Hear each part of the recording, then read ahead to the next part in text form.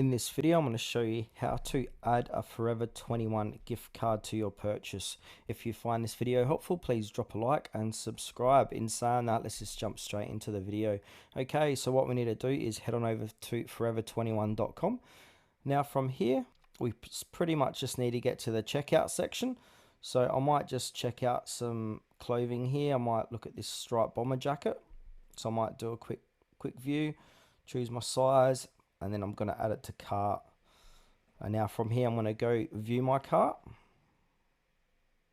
going to click view my cart here.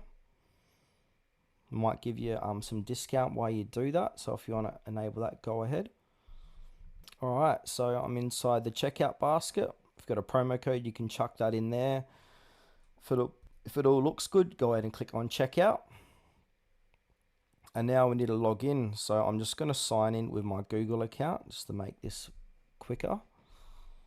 All right, so once you're in the checkout section, put in your address here. So I'm just going to put in just any old one for demonstration purposes. All right, so I've done that. So I'm going to click continue. All right, I need to choose a store. So I'm going to quickly do this. This doesn't matter. You just got to go straight to the payment section. That's where you can put in your gift card. So I'm going to continue here, name in. Fingers crossed it can just let me get to the next step. All right, so as you can see, we're in the payment section. So if you've got a Forever 21 gift card, click on the down arrow, put in the gift card number, the PIN, click apply, and then you want to put on your name on.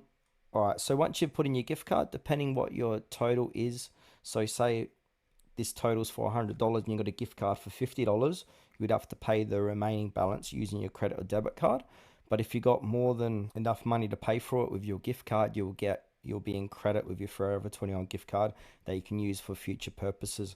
So yeah, just go ahead, jot in that. Then you got to put in your billing address again, and then click continue, and you are good to go.